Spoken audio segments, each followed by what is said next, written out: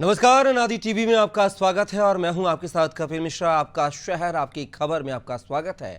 आज हम बात करेंगे कोरबा, सागर और सिवनी की और उठाएंगे इन शहरों के आज के मुद्दे और जानेंगे ग्राउंड जीरो से हकीकत। तो चलिए शुरू करते हैं आपका शहर आपकी खबर। और सबसे पहले बात करेंगे छत्तीसगढ़ के कोरबा की, जहां कृषि उपज मंडी कटघोरा में टेंडर घोटाले का मामला सामने आया है।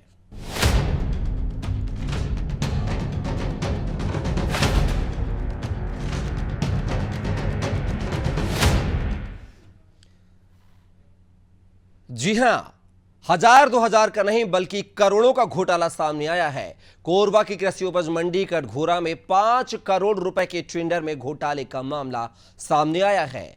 अपने चहेते ठेकेदारों को लाभ पहुंचाने के लिए मंडी प्रभारी सचिव ने भ्रष्टाचार किया है। मंडी प्रभारी सचिव मदन यादव और निर्माण लिपिक राजेश झारिया के जरिए गोपनीय निविदा निकालकर भ्रष्टाचार को अंजाम देने और शासन को करोड़ों रुपए की क्षति पहुंचाने की दिशा में काम किया गया है।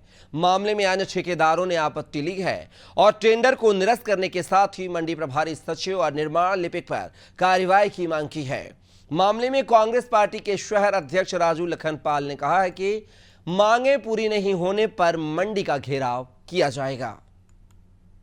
ये अभी कुछ कल परसों से 1-2 दिन से ये चल रहा था। मंडी कृषि उपज मंडी के द्वारा कुछ कार्य निकाले गए हैं, जैसे सीसी रोड वगैरह। तो लगभग ऐसा सुनने में आ रहा था 5-5.5 करोड़ का काम निकला है, लेकिन वो काम इन लोगों ने किसी को भी पता नहीं चला। अंदर ही अंदर 2 दिन ठेकेदारों को लाभ देने के लिए और इश्तेहार इन लोगों ने निकाला, और इश्तेहार के बाद 21 दिन का समय होता है। इन लोगों ने 10 दिन 5 दिन में ही वो डेट देके तारीख देके बंद कर दिया। तो जैसे पता चला कि 5.5 करोड़ का बंदरबाट हो गया, तो हमको पता चला, हमने शिकायत की कि इसका पर्दाफाश होना चाहिए, जो कि दोषी लोग हैं उनको सजा। तो देखा आपने, कृषि उपज मंडी में कोई लाखों का नहीं बल्कि 5.5 करोड़ का घोटाला हुआ है। गुपचुप तरीके से जो है टेंडर निकालकर अपने चहेतों को लाभ दिया गया है। और ज्यादा जानकारी के साथ हमारे सहयोगी हैं चंद्र कुमार श्रीवास, लाइव हमारे साथ जुड़ गए हैं। चंद्र कुमार, बात की जाए कृषि उपज मंडी में करोड़ों के घोटाले की बात सामने आई है। अपने चहितों को गुप्त तरीके से टेंडर निकालकर टेंडर जो है ठेका दे दिया गया है और अब इसको लेकर जो है कांग्रेस भी आक्रामक नजर आ रही है। वो कह रही है कि अगर सही तरीके से जांच नहीं हुई तो मंडी का घेराव किया जाएगा। आखिर क्या कुछ जानकारी है? जी कपिल, मैं बताना चाहूंगा कि कोरबा जिला जो है भ्रष्टाचार का गढ़ बनते जा रहा है। लगातार नए नए यहाँ भ्रष्टाचार यहाँ पे देखने के लिए मिल रहा है। इसी कड़ी में कृषि उपज मंडी कटघोरा की हम बात करें तो लगभग 5.5 करोड़ रुपए का टेंडर घोटाला यहाँ पे सामने आ रहा है। यहाँ पे प्रभारी सचिव जो है मदन यादव और लिपिक निर्माण लिपिक राजेश के द्वारा जो है लगभग अपने चहेतों को टेंडर देते हुए 5-5.5 करोड़ रुपए का यहाँ पे टेंडर घोटाला किए हैं। जबकि अगर बात करें तो कृषि उपज मंडी में 29 ठेकेदार अभी तक ठेके टेंडर में भाग लेते आए हैं, लेकिन ये जो है कह सकते हैं कि प्रकाशन के बाद जो है, प्रकाशन के 21 दिनों के बाद जो है निविदा जारी होती है, लेकिन यहाँ पे कह सकते हैं कि प्रकाशन के 10 दिन के ही बाद ही गुपचुप तरीके से टेंडर को निविदा को ओपन करके अपने चहेते सिर्फ 4 ठेकेदारों को काम दिया जाता है। यहाँ पे जो बाकी और ठेकेदार हैं उनको वंचित कर दिया जाता है। जब बाकी ठेकेदारों को जब इस चीज की जानकारी मिली, तब इस बात का खुलासा हुआ है कि करोड़ों का जो टेंडर है वो गोपनीय तरीके से अपने चहेतों को राजेश झारिया और मदन यादव जो प्रभारी सचिव है उनके द्वारा आवंटन किया गया है। हालांकि 5.5 करोड़ रुपए का जो है टेंडर जो है 11 कार्यों के लिए आवंटन हुआ है, विभिन्न कार्यों के लिए, लेकिन ये गोपनीय तरीके से जो कार्य किए हैं ये कहीं ना कहीं संदेहप्रद है। और कांग्रेस ने यह भी आरोप लगाया है कि इस प्रकार के जो कार्य किए हैं इसमें कहीं ना कहीं शासन को करोड़ों रुपए का नुकसान हो रहा है। जी और चंद्र कुमार, जब पूरे मामले को उजागर हो ही गया है पूरा मामला, तो अब शासन प्रशासन कलेक्टर वहां के जो हैं उनका क्या कुछ कहना है? क्योंकि निविदा जब निकलती है, कोई भी टेंडर निकलता है तो उसको समाचार पत्रों में प्रकाशित करना होता है, लेकिन यहाँ पर जैसा कि आपने कहा है कि गुप्त तरीके से जो है टेंडर निकाल दिया गया, अपने चहेतों को आवंटन भी कर दिया गया, ठेके पे मतलब काम भी दे दिया गया है। तो अब अधिकारी डीएम कलेक्टर का उस पूरे मसले को लेकर एसडीएम का क्या कुछ रवैया सामने आ रहा है? क्या जांच की बात कही जा रही है? क्या दोषी अधिकारी कर्मचारियों के खिलाफ जो कार्रवाई की बात कही जा रही है? जी मिश्रा जी, मैं बताना चाहूंगा कि कोरबा जिला जो है पूरा भ्रष्टाचार का गढ़ बनते जा रहा है और गढ़ बन चुका है, लेकिन कहीं ना कहीं जिला प्रशासन इतनी बड़ी घोटाले पे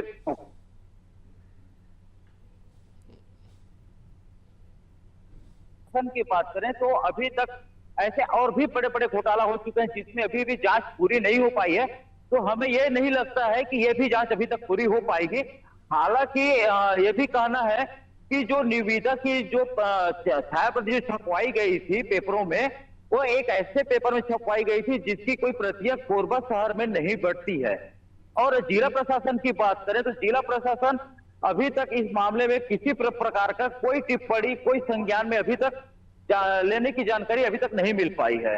अब मंडी सचिव क्या कुछ जो है सफाई देते हुए नजर आ रहे हैं? चूंकि मामला उजागर हो गया है, अन्य ठेकेदारों ने इसके खिलाफ जो है आवाज उठाई है, तो अब उनका क्या कुछ कहना सामने आ रहा है? अगर मंडी की बात करें, अगर सचिव की बात करते हैं मदन यादव की, तो मदन यादव ऑफिस में टेंडर ओपन करने के बाद से ऑफिस अभी आ ही नहीं रहे, फोन कॉल रिसीव कर नहीं रहे हैं। राजेश झारिया की भी बात करें तो राजेश झारिया भी उसके बाद से कार्यालय पहुंच ही नहीं रहे हैं, फोन भी नहीं उठा रहे, इसलिए किसी प्रकार से उनसे संपर्क नहीं हो पाई है। हालांकि कांग्रेस ने यह भी कहा है कि अगर टेंडर को अगर निरस्त नहीं करते हैं तो उग्र आंदोलन करने की भी बात कही है। जी चलिए, अब देखना होगा चंद्र कुमार के खबर दिखाए जाने के बाद जो है कितना सजग जो है स्थानीय प्रशासन, कोरबा का जो है प्रशासन यहाँ पर दिखाई देगा, और जो है सचिव और जो भी अन्य जिम्मेदार अधिकारी कर्मचारी हैं जिनने गोलमोल तरीके से, गुपचुप तरीके से टेंडर जारी करके और अपने चहेतों को लाभ पहुंचाया है, और जिस तरीके से कांग्रेस जो विपक्ष की भूमिका में अगर वो अच्छी भूमिका निभाती है तो निश्चित तौर पर ये टेंडर जो है निरस्तीकरण होंगे और नए तरीके से रीटेंडर जारी होंगे। अब देखना दिलचस्प होगा कि शासन प्रशासन इन जिम्मेदारों पर क्या कार्रवाई करता हुआ नजर आएगा। फिलहाल के लिए चंद्र कुमार, बहुत बहुत आपका शुक्रिया, धन्यवाद।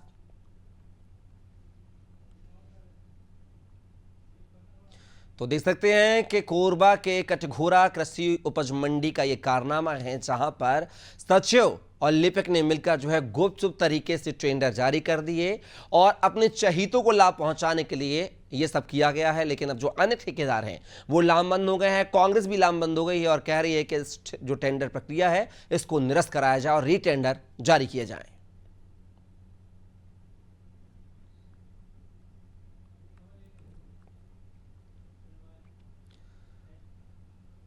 और चलिए अब बात कर लेते हैं आपका शहर आपकी खबर में मध्य प्रदेश के सागर जिले की, जहां खाद के लिए वितरण केंद्रों पर किसानों का जमावड़ा लग रहा है।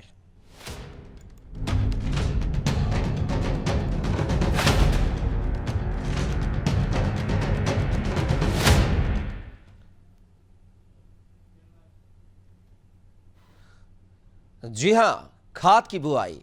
सागर में डीएपी खाद की किल्लत से किसान परेशान हो रहे हैं। खाद के लिए जिले भर के वितरण केंद्रों पर किसानों का जमावड़ा लग रहा है, लेकिन प्रशासन खाद पूर्ति नहीं कर पा रहा है, जिससे किसानों में धीरे धीरे आक्रोश पनप रहा है। दरअसल रबी सीजन की खेती करने के लिए किसानों ने तैयारी शुरू कर दी है, वो बुआई का काम भी शुरू हो चुका है, लेकिन किसानों को बीज के साथ में डाले जाने वाला डीएपी और यूरिया नहीं मिल पा रहा है।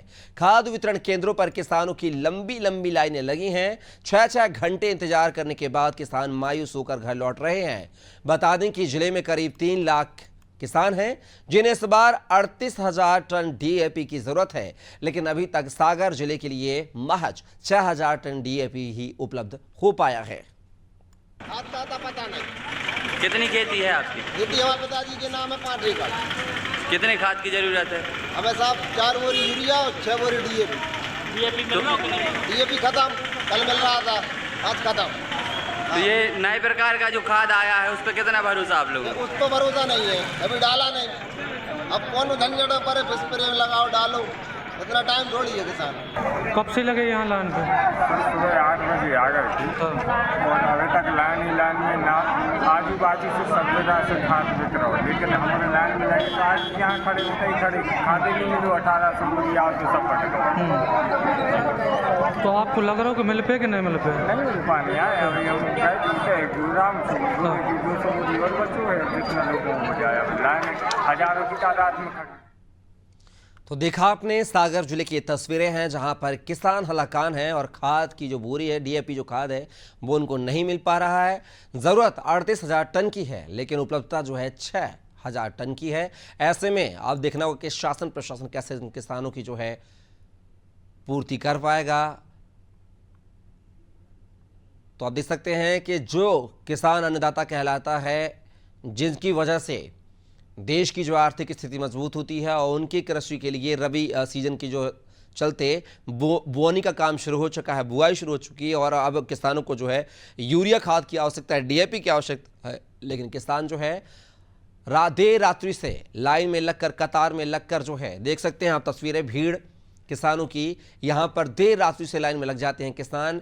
उपलब्धता मांगते 6 बोरी 8 बोरी हैं कि खेती के हिसाब से, लेकिन उपलब्ध जो है वो कम मात्रा में उनको दिया जा रहा है। वहीं सरकार जो है शासन प्रशासन बड़े बड़े दावे करता है खाद की उपलब्धता को। और इस खबर पर हमारे साथ जो हमारे सहयोगी एसएन पटेल सागर से जुड़ गए हैं। एसएन, बात की जाए तो अधिकारी कर्मचारी लाख कहते हैं कि खाद की उपलब्धता पर्याप्त है, लेकिन तस्वीरें जो सागर से आई हैं वो कुछ और ही बयां कर रही हैं।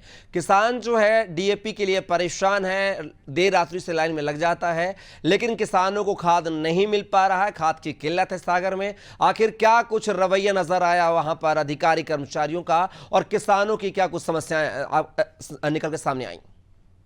जी बिल्कुल, यहाँ पर डीएपी खाद की किसानों के लिए किल्लत है। और अभी आप देख सकते हैं कि जो किसान है, यहाँ पर किसान सुबह 5 बजे से यहाँ पर लाइन में लग जाते हैं, जो लंबी कतारें लगी रहती हैं, और 5 बजे तक लाइन में लगे रहते हैं। कुछ किसान ऐसे भी हैं कि जो निराश होकर चले जाते हैं, उनको खाद उपलब्ध नहीं होती है। और यहाँ तक कि जो किसान यहाँ बैठे हैं, उनको यहाँ जो समिति प्रबंधक है, इनके यहाँ से कोई पानी की व्यवस्था भी नहीं की गई है। यहाँ भूख प्यास से किसान तड़प रहे हैं और परेशान हो रहे हैं। जी कपिल। तो ऐसे में अगर बात की जाए, शासन प्रशासन जो है, तमाम अधिकारी कर्मचारी, सागर का मामला है, मकरोनिया सागर से ज़्यादा दूर नहीं है। ऐसे में वहाँ के अधिकारी कर्मचारी, जो जिम्मेदार अधिकारी कर्मचारी हैं, क्या उन्होंने यहाँ पर पहुँच कर किसानों की सुध ली है? और अगर नहीं ली है तो ये जानकारी क्या उन तक पहुँची है कि किसानों को खाद की उपलब्धता जो है वो नहीं हो पा रही है? जी बिल्कुल नहीं लगता है कि यहाँ शासन प्रशासन के कोई अधिकारी आ रहे हैं और किसानों की सुध ले रहे हैं। हालांकि यहाँ पुलिस प्रशासन के प्रोडक्शन में किसानों के लिए खाद तो वितरण किया जा रहा है, लेकिन डीएपी खाद है, जो डीएपी खाद उनके लिए नहीं मिल रहा है। और यहाँ जो हम कुछ किसान भी हैं, आप देख सकते हैं कि बैरिकेटिंग करके उनको लाइन में रखा गया है। और हम उन किसानों से भी बात करेंगे, कैमरामैन से कहूंगा मैं दिखाएं किसानों को। क्या नाम है आपका? तो आप कब से लाइन में लगे हैं? ऐसा ना, अपना जो वीडियो वाला ऑप्शन है वो ऑन करिए अपने मोबाइल।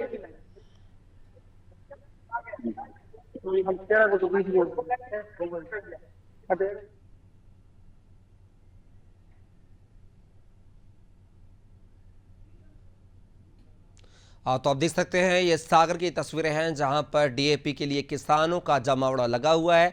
ना इनकी पानी पीने की व्यवस्था है, ना छांव की व्यवस्था है। शासन प्रशासन लाख दावे कर ले, अधिकारी कर्मचारी लाख दावे कर ले, किसान हितैषी होने का दावा कर ले, लेकिन जो तस्वीरें हैं वो कुछ और ही बयां कर रही हैं। आप देख सकते हैं।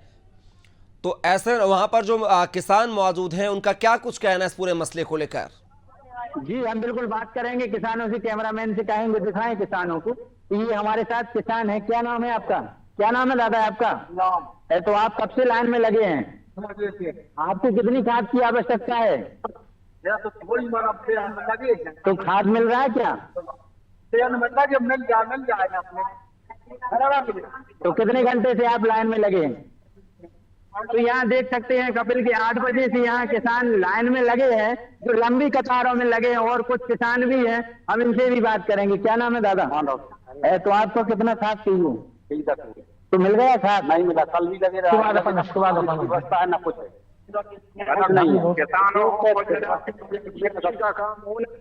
तो उसके लिए अभी कृषि के लिए काम की जरूरत है, वहाँ टाइम वेस्ट तो हो रहा है। नहीं देखो, खाद चाहिए डीएपी तो ग्रोमो और यूरिया मिल रहा है, वो भी मतलब पूरा दिन खराब करना पड़ रहा है। मर जाएंगे भी। अगर जैसे आपको डीएपी खाद नहीं मिलती थी तो फिर आप ऐसे में कैसे बोनी करेंगे? गेहूँ डायरेक्ट बोएंगे, उत्पादन कम होगा तो वो किसान का नुकसान होगा। तो कपिल यहाँ देख सकते हैं किसान बता रहे हैं जो यहाँ पानी तक की किसानों के लिए व्यवस्था नहीं है। धूप में 5-5, 6-6 घंटे लाइन में खड़े होकर उनको खाद मिल रहा है, फिर भी कुछ किसान ऐसे हैं कि जिनके लिए खाद नहीं मिल रहा है। हम भाग जाएंगे, लाइन पूरी नहीं हो पाएगी। ऐसा अगर बात किया सागर का मामला है, सागर में सांसद हैं, विधायक हैं, मंत्री हैं, वहां से 2-2 मंत्री आते हैं सागर से, तो क्या इनकी जो सुध लेने के लिए जो मंत्री हैं, तमाम विधायक हैं, सांसद हैं, क्या उनने किसानों की कोई मदद के लिए कोई अभी तक आश्वासन, कोई बात कही है क्या? जी अभी तो नहीं लगता कि यहाँ कोई मंत्री या कोई विधायक अभी ऐसा कोई किसानों से तो मिलने के लिए नहीं आया है, ना यहाँ कोई किसानों की सुध लेने के लिए आया है। जब चुनाव आता है अपने आप आ जाता, अभी जब किसानों की जरूरत है कोई नहीं आता, सरकार की जब कोई ना विधायक को कोई हटाए ना किसी मंत्री हटाए। आप देख सकते हैं कि किसान भी बता रहे हैं कि यहाँ किसी के लिए टाइम नहीं है, न यहाँ के प्रशासन को, न यहाँ के नेताओं को। जी चलिए, ऐसा ना देखना होगा कि खबर दिखा जाने के बाद, किसानों की समस्याओं को उठाए जाने के बाद जो है अनादि टीवी ने जो बीड़ा उठाया है, उस कदम को उठाने के बाद जो है अब देखना होगा कि अधिकारी, कर्मचारी, शासन प्रशासन या जनप्रतिनिधि क्या किसानों की सुध लेंगे या नहीं, ये देखना दिलचस्प होगा। फिलहाल के लिए तमाम जानकारी को साझा करने के लिए एहसन बहुत बहुत शुक्रिया आपका। तो आप देख सकते हैं कि किसानों के परेशानियां हैं, उनको डीएपी खाद नहीं मिल पा रहा है, वो देर रात्रि से लाइन की कतार में लग जाते हैं, लेकिन शासन प्रशासन के द्वारा यहां पर ना तो उनके बैठने के लिए छांव यानी टेंट की व्यवस्था की गई है और ना ही पीने के पानी की जो है पर्याप्त व्यवस्था की गई है। ऐसी चिलचिलाती धूप में किसान देख सकते हैं लाइन में लगे हुए हैं, वृद्ध बेचारे बैठे हुए हैं, लेकिन जो है इनकी सुध लेने वाला कोई नहीं है। और अब आपका शहर आपकी खबर में बात करेंगे सिवनी जिले की, जहां राजकीय राजमार्ग की हालत बदहाल हो चुकी है। राहगीरों को परेशानी का सामना करना पड़ रहा है।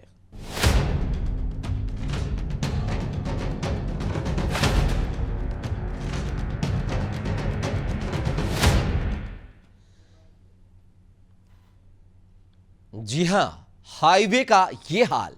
सिवनी जिले की सिवनी मंडला राजकीय राजमार्ग की हालत खस्ताहाल है। खास तौर पर छुई माने गांव से केवलारी तक का लगभग 20 किलोमीटर का जो हिस्सा है वो जर्जर हो चुका है, जिसकी वजह से आए दिन दुर्घटनाएं होती रहती हैं। इतना ही नहीं, इस कारण वाहनों को काफी दिक्कतों का सामना भी करना पड़ता है। स्थानीय लोगों का कहना है कि लंबे समय से सड़कों की मरम्मत नहीं हुई है और जब एमपीआरडीसी के जिम्मेदार अधिकारों से खस्ताहाल सड़कों को सुधारने की बात की गई तो उन्होंने केवल औपचारिकता निभाई। एमपीआरडीसी के गैर जिम्मेदार अधिकारियों के प्रति लोगों में आक्रोश है। चले पहले आपको सुनाते कुछ प्रतिक्रियाएं। जो कि सिवनी मंडला रोड के बीच का जो पार्ट है एक हमारा केवलाई से मानेगांव छुई का, ये पूरी तरह जर्जर हो चुका है। और यहाँ पे अभी जब मांग उठी थी तो क्या करे थे, वहाँ पे गड्ढे भरने के नाम पे कुछ जगह गट्टू लगा के फुर्सत कर दिए थे। पूरी तरह जर्जर हो चुकी है। कहीं तो समझ में आता है गड्ढे में रोड और रोड में गड्ढे हैं। तो हम निवेदन करेंगे प्रशासन से कि इसको नए सिरे से इसका बाकायदा डामरीकरण किया जाए ताकि लोगों को सुचारू रूप से व्यवस्था तो हो सके। और अभी हम केवलाई से मानेगांव की बात करें या केवलाई से नैनपुर के बीच का पार्ट की बात करें तो खैरान जी के ऐसा स्थल है, वहाँ भी खैरान जी के कुछ जगह पर बहुत ज़्यादा गड्ढे हो गए हैं। यहाँ से हम मानेगांव की बात करें तो अपने धानागाड़ा के पास में बहुत बुरी स्थिति हो गई है और गड्ढे भरने के नाम पर मात्र 2-4 जगह गट्टू लगा के फुर्सत कर रहे हैं, बाकी कोई काम हुआ नहीं।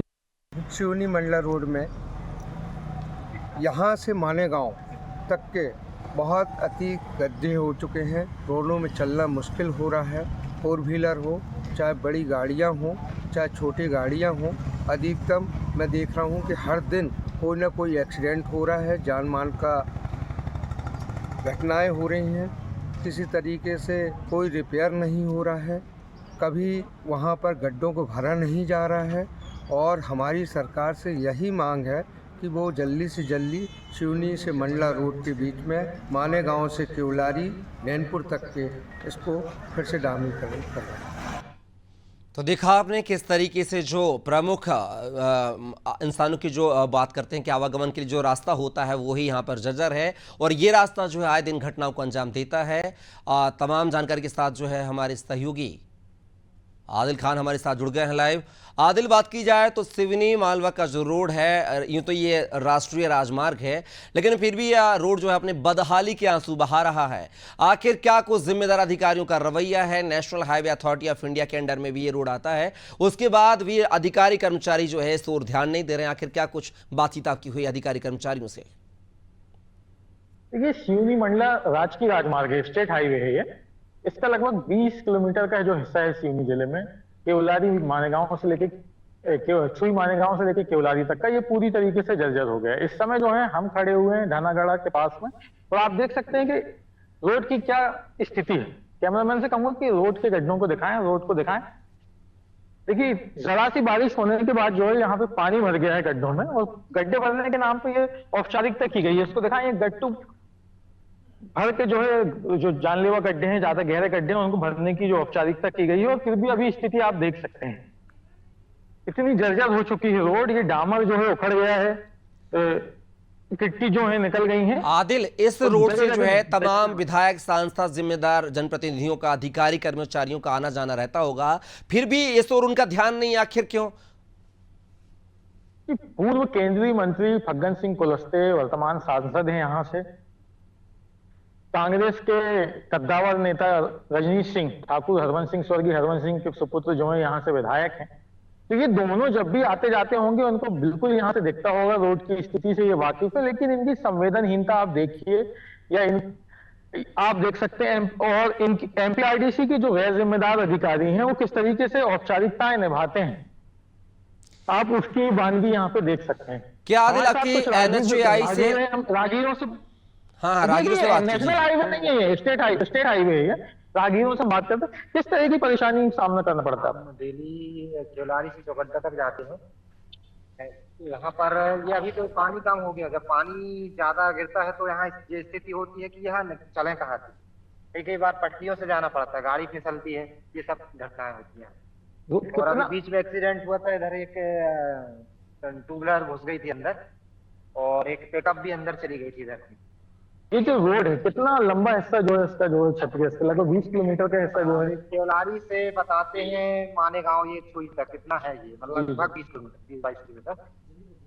तो आप देख सकते हैं, राहगीर आपको बता रहे हैं कि आने जाने में, आवागमन में वाहन चालकों को कितनी परेशानियों का सामना करना पड़ता है। एमपीआरडीसी के जो अधिकारी हैं, एमपीआरडीसी का जो अमला है, कितना वह जिम्मेदार है, यहाँ के जनप्रतिनिधि कितने संवेदनहीन है, वो आप इन तस्वीरों में देख सकते हैं। ये लगभग 20 किलोमीटर का हिस्सा है।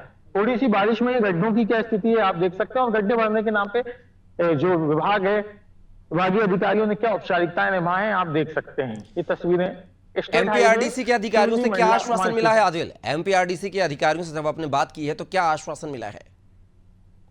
एमपीआरडीसी के अधिकारियों से जब बात की गई तो उनका कहना है कि बरसात के कारण ऐसा हुआ है, जल्दी ऐसे गड्ढे भरे जाएंगे, रोड की मरम्मत की जाएगी, लेकिन ऐसा बिल्कुल नहीं हुआ। रोड में गड्ढे भरने के नाम पे जो है सिर्फ औपचारिकताएं निभाई गई हैं, और लंबे समय से इस मार्ग की मरम्मत नहीं की गई है। और आपको मैं बता दूं कि यहाँ से जो है होते हुए मंडला और कान्हा नेशनल पार्क जाया जाता है। कान्हा और सिवनी के जो पेश नेशनल पार्क है, उसको ये जोड़ने वाला मार्ग है।